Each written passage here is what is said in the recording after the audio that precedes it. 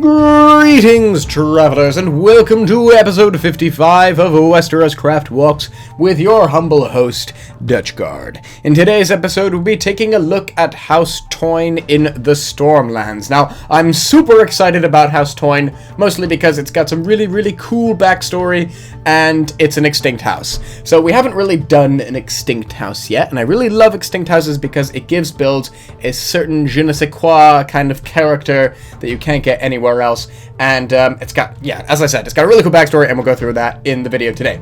But just because they're an extinct house and they were knocked out by the Targaryens ages ago doesn't mean that their subjects just disappeared off the face of the earth as well. So we still have, inhabitants and ex-subjects of House Toyne living in the area. Even if they were slain with the rest of the Toynes, other people would have moved in, There's nothing wrong with this land. It's not, cursed or anything.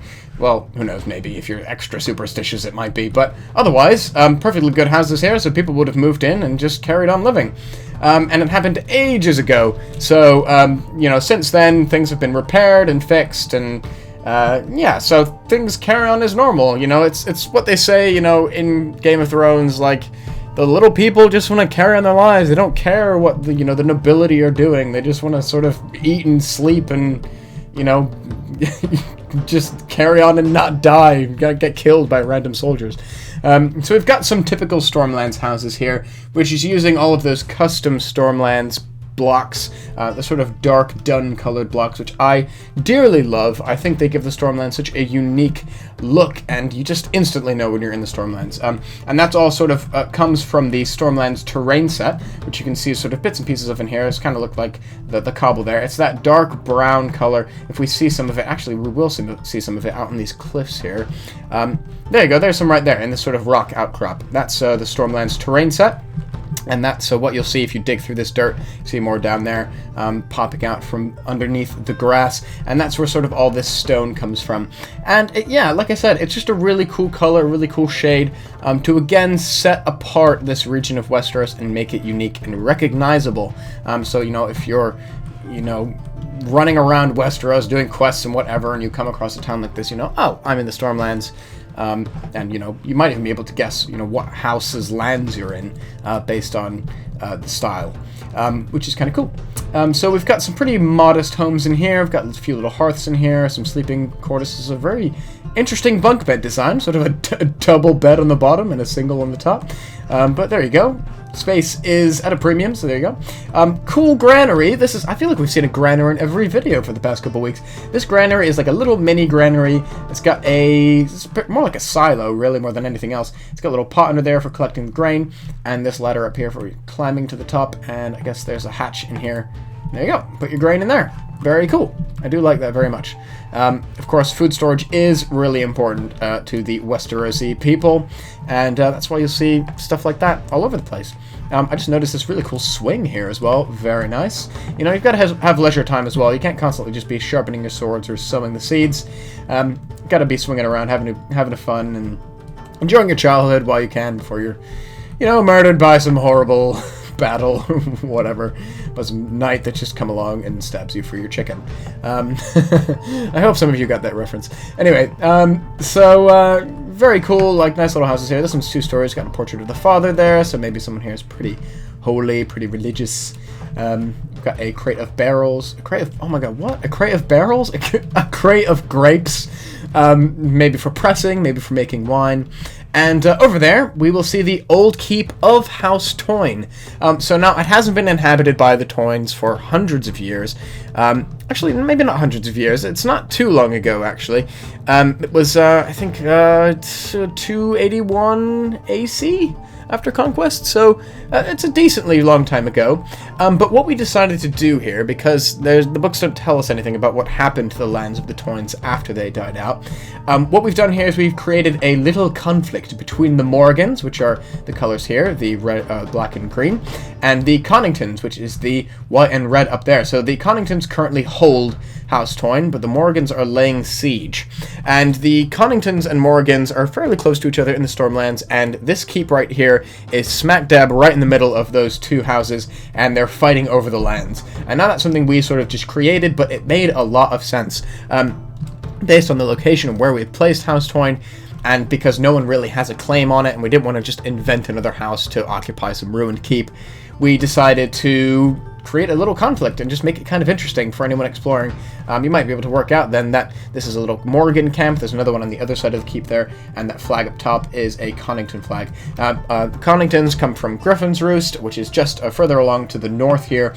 Griffin's Roost is currently being built, or rebuilt I should say, and we'll probably do a video on that soon because it's looking epic so far, and I can't wait to show you guys that.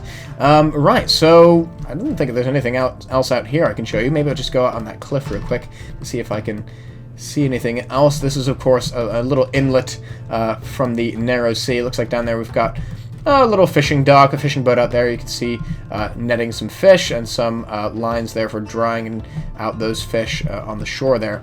Very cool terraforming here as well. I just love the beaches, the sandiness. And some of the beaches we have on our server are just beautiful. I've probably shown some of them to you already. But the way we used sort of the layered blocks for the sand, like we do in Dorne for the dunes, just looks great. It's fantastic. It's something hopefully we can make consistent throughout all of our builds in Westeros.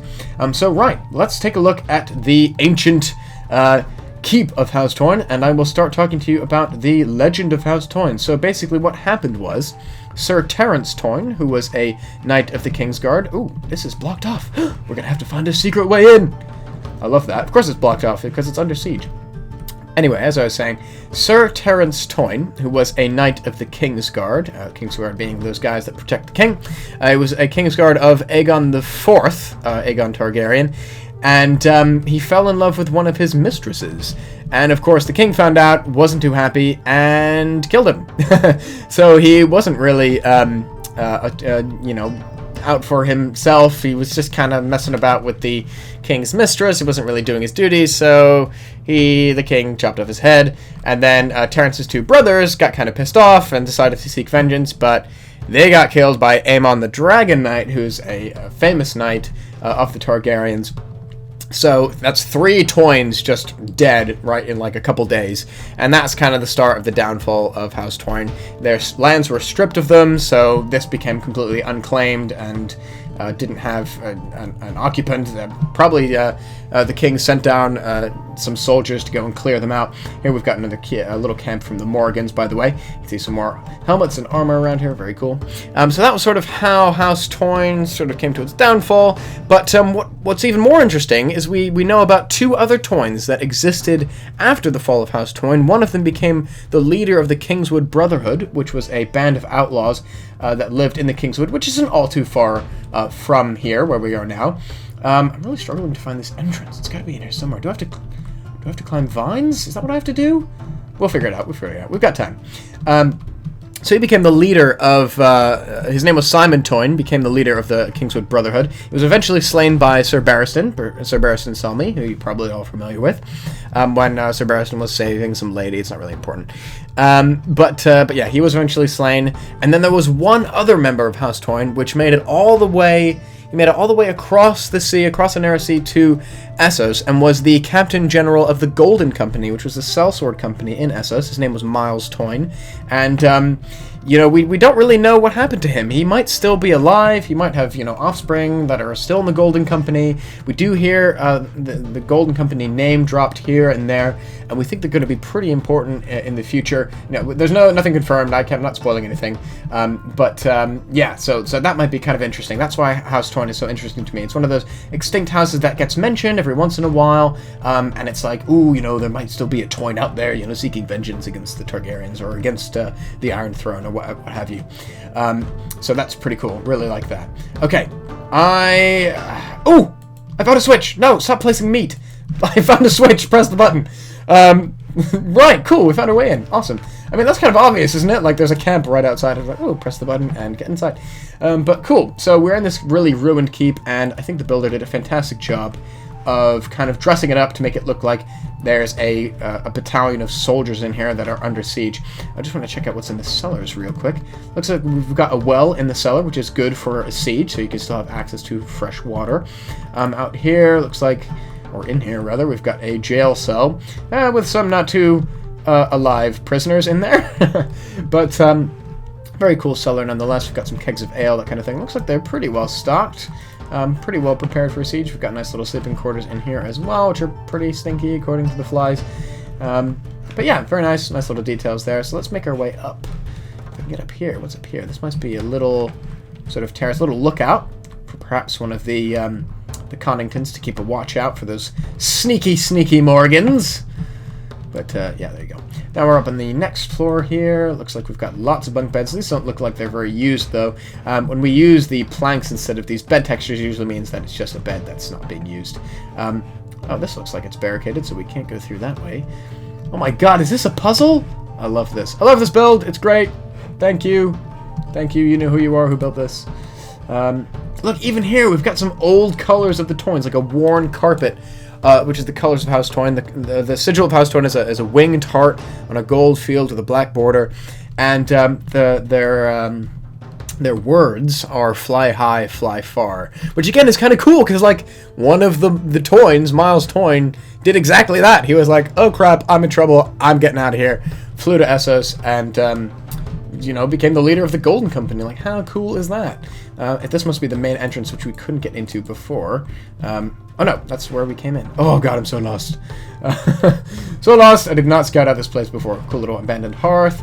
What I really want to do is get up to the roof, because as you may have seen before, this looks like an old feast hall. As you may have seen before, there was a big hole in the roof, which is probably a result of fire or just, you know, rain damage or what have you. I don't think we must be able to go up this way.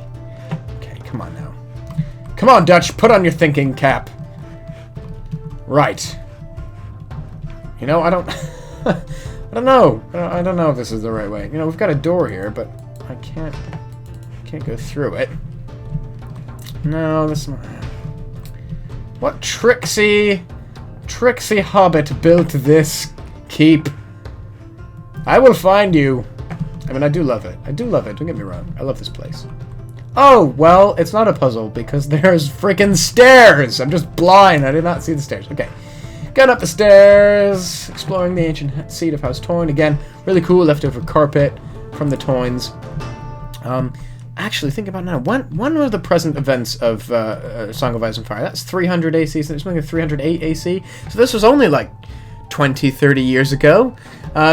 Maybe 30 years ago when this happened, so it's not been that long since the Toynes died out, so Miles Toyne could definitely still be alive. Sorry, I just had to remember that, you know. The timeline of Song of Ice and Fire is massive, and I've had to sort of kind of figure out where we are constantly in our timeline. So cool, some abandoned houses here. This looks like maybe the Connington's leader's bedchamber. I don't know why he hasn't torn down the Toyne canopy there, but there you go. You know, don't waste it if it's still working. If it ain't broke, don't fix it? Is that the saying? Yeah, good.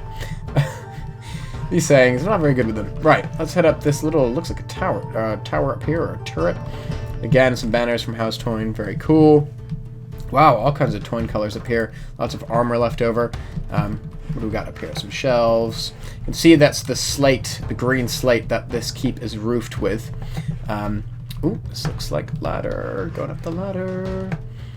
And more storage space up in here. We gotta go up the ladder again. Oh, we'll get outside. Cool. That's what I want. I'm getting a nice view from up here. Yeah. Look at that. You can even see the flag that was taken down, and the Conningtons put up their own flag. This is the old Toyne flag that they took down. Very cool. And look here. In this little tower here, we've got sort of it's kind of broken up. Maybe, yeah, the roof kind of collapsed. It looks like it's being used mostly as a bird's nest or a spider web conclave or whatever you want to call it. So very cool, very nice details here. Let's get back up here. And yeah, there's the little town of Toyne there as well. There's a few other settlements around here. Some of them are abandoned, which is interesting. So, you know, some of the subjects very loyal to the Toynes are probably fear for their lives and ran away before any of the King's men got down here to wipe them out. But in the immediate area, we've still got some houses there, you know. You could probably watch the siege from your bedroom window if you wanted to. But yeah, it's all in the name of a good story and, you know, making the world immersive and fun to explore. So guys, basically that's it. If you want to check out Toyne for yourself, just /warp Toyne and it will bring you right to the Stormlands and check out this beautiful build.